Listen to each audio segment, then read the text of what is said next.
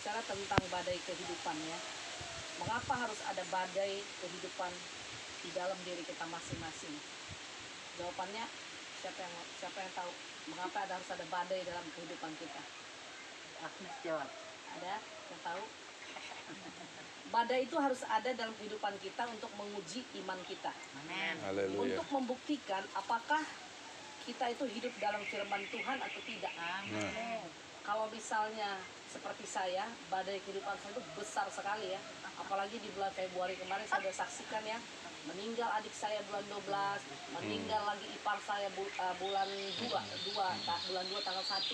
Terus kena COVID lagi, saudara saya, ponakan saya kurang lebih 7 orang. Dan itu 8 orang. Jadi saya harus membiayai 4 kepala keluarga. Dimana pada saat itu saya nggak punya duit.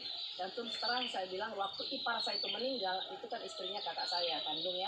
Waktu ipar saya itu meninggal, duit saya hanya 1 juta. Karena pada saat itu semua kan udah berjalan COVID ya. Kita tuh nggak ada pemasukan, yang makan biaya keluar. Terus apa yang harus saya lakukan? Saya trauma dengan ipar saya ini. Jadi akhirnya saya putuskan saya harus jual mobil saya 1. Karena apa? Saya harus bantu mereka ini. Saya nggak berhitung lagi. Yang saya hitung adalah saya sudah mengerti firman, saya harus berbagi kepada mereka. Saya harus selamatkan mereka. Tapi semua tergantung Tuhan. Saya bilang sama anak-anak, Ilham, ini mobil harus menjual mobil kamu. Ya sih sedih, tapi saya bilang, jangan kamu sedih. Kita mati loh, nggak buat apa-apa. Kita sudah mengerti firman, kita harus bantu mereka. Kita bantu 4 kepala keluarga selama mereka sakit. COVID ini tidak tahu kita kapan berakhirnya. Mungkin bisa 5 hari, 10 hari, 17 hari.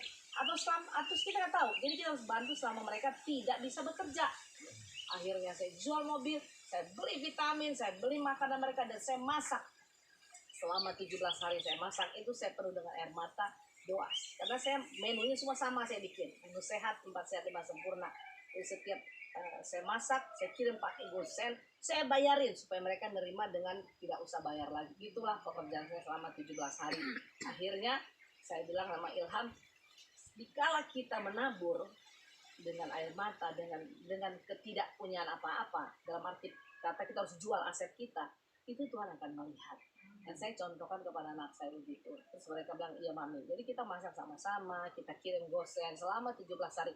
Apa yang kami dapatkan dari inti daripada ini adalah Ilham diterima kerja di zaman COVID yang notabene tidak mungkin. Haleluya. Ya, tidak mungkin ya zaman COVID itu orang bisa terima pegawai ya.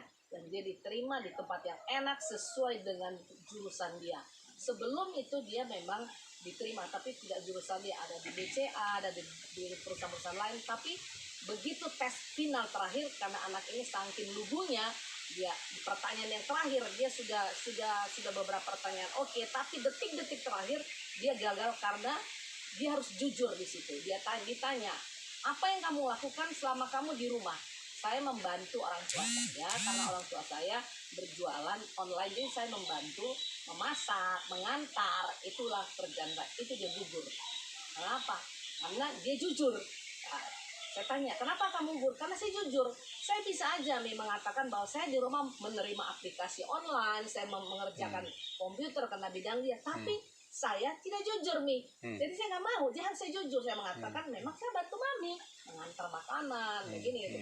Kadang-kadang di kejujuran itu juga kita harus diuji sama Tuhan ya. Jadi pas pada saat badai itu datang, kami juga menuai yang benar-benar dari Tuhan. Jadi saya bilang sama Ilham, pekerjaan yang kamu dapatkan ini adalah pekerjaan yang memang benar Tuhan sudah berikan.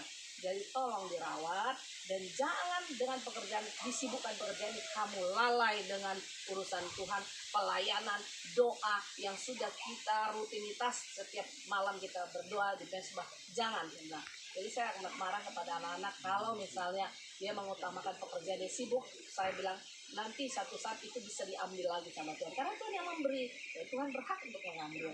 Jadi saya selalu ingatkan itu. Jadi badai demi badai sudah saya lalui. Itulah makanya kita diuji. Itulah temanya yang saya kasih, badai kehidupan. Di setiap kita pasti ada badai kehidupan itu.